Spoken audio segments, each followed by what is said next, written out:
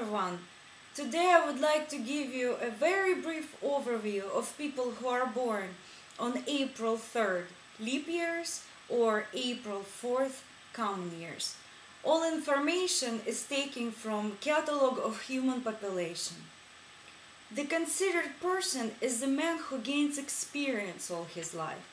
This man builds his life philosophy based specifically on experience. Every now and then he appeals to his experience, and you could oftentimes hear him say something like, "Oh, I've done that. I went through this and I know." He offers examples from his personal experience as the best argument supporting a certain statement, opinion, or viewpoint. Experience for him serves as both a confirmation of his own professionalism and the possibility to stand out among boneheads, as he thinks. And of course, experience helps to feel confident in any situation, like a duck in the water. That is why this person is quite persistent in gaining life experience. The young age when his, so to say, trunk is virtually empty, he actively experiments. And experiments, we should say, quite freely. For example, in relationships with people, he suddenly crosses the border of normal, civilized relations and does that solely to see the reaction of his opponent or opponents, to see what would come out of it. Naturally, in such situation, the risk is pretty high, and every so often, reactions that the considered person observes are quite abrupt, harsh, and sometimes violent. But this doesn't scare him, nor pushes him away, because this is exactly how this man learns those rules the best. Supposing this rule: if you go out of social boundaries, you could get into serious trouble. And once he receives one of those personal experience responses, he will learn it forever. Afterwards, the experience he received could be used as a tool to make someone lose their temper, to drive somebody mad, or as a marker to avoid getting into trouble. Of course, it would be rather good for him to meet a decent instructor who would not only assist him finding his way in life, but who would also direct him, for example, praising his successful decisions and good actions, and making admonishing remarks on his too liberal, awkward, and inappropriate ones. In his case, the known carrot and sticks method would yield good results. And it would be fairly safe and harmless to obtaining the new experience. Moreover, experimenting under the guidance of the experienced tutor, this man could one day become somebody's instructor himself, who would attentively support his pupil or pupils. But as we know, not everybody is lucky with their instructors. Without stationary mentor, which could be his parents, school, university, this man is in danger of becoming a neglectful, careless person who thinks that, say, life will teach. But what will it teach and how? It is another question. However, if he's lucky and he will meet an attentive instructor, mentor, then he can grow up to be a highly educated person, able to create something useful or even outstanding. For example, his own methodology, philosophy, doctrine related to, for example, sphere of education or something else.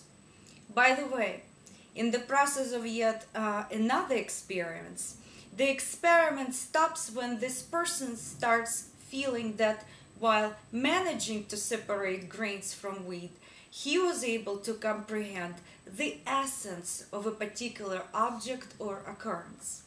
He has a certain characteristic.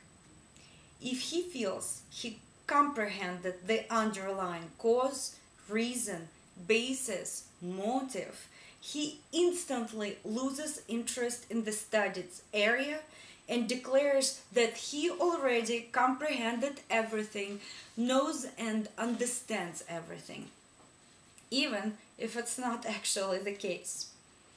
The world around separates for this person into two halves: the one where he already gained experience, and the one yet to be mastered. He conceives the second part of the world, the unexplored one, with childish simplicity, and it attracts him as a magnet, until he masters it and is able to say something like, "Been there, done that." By the way, for this man there are no small things in terms of information. Everything is interesting and important. Even small talk is part of the priceless experience that is never forgotten.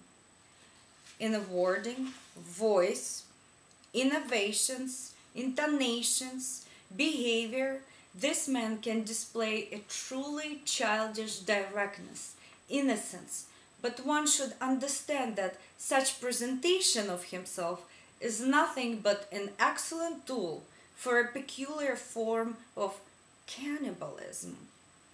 When behaving in such a way, this man counts on people being more willing to open for him, to be more candid. As to the cannibalism here, by no means we refer to cannibalism in its very real sense. His main food is thoughts of other people and others' behavior, reactions, etc. He's interested in people in the context of borrowing their lifestyles. And since there are many people in the world, this man has no shortage of such food. His cannibalism infers that while artistically revealing, figuratively gateway to someone else's soul, he learns how they live, slowly uncovers their background, learns what's in their heart and what's in their wallet. What are they hiding? What are the real motives of their behavior? He's interested in everything. How do people have fun? How do they spend their money? What are the passions and weaknesses, pathologies, perversions?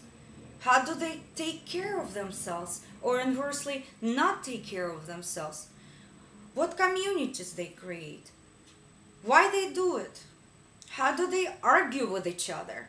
What emotions do they express? What are their sexual manifestations? How do they decorate their house, their home, their work?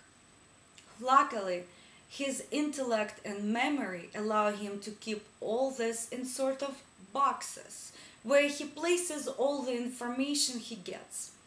For example, memories of someone else's reactions, actions, and here's why. This man copies somebody's behavior and transfers it into a completely different situation, but already taking part in it. If something happens to him directly, he starts quickly checking the boxes in his mind, searching for solutions that could be applicable. He chooses the options just like a burglar trying his picklocks to open a door. What if I act as John did? He thinks to himself. It didn't work? Then let's try just like Jack. Did not work again? Then just like Mary. And so on until the picklock to the situation is found.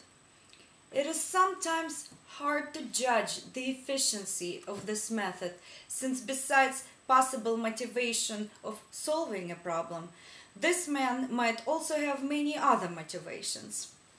For example, he's bored and wants to have fun. Or once again, he wants to experiment and gain experience. For this reason, even if he fails to fit into the situation ideally, he still wins. He still banks another recipe. Another box is filled with content. By the way, in order to fish out more of necessary information, this person breaks his promises every now and then to make a person mad or simply deceives. Considerably harshly and cynically at that. But his Performance could look childishly simple, and for this reason he could get away with it. His counterpart could think something like, "So what should I do with this fool?" and would give it up. Although sometimes this doesn't fly, and he should pay for such jokes quite dearly, because not everybody are fond of childish simplicity. In grain, this man is a perpetual child. However, it is true that this quality could give him some serious trouble, especially when he is an adult. For complete information about this subtype structure or any other subtype structure, please visit www.catalogofhumanpopulation.org. Goodbye.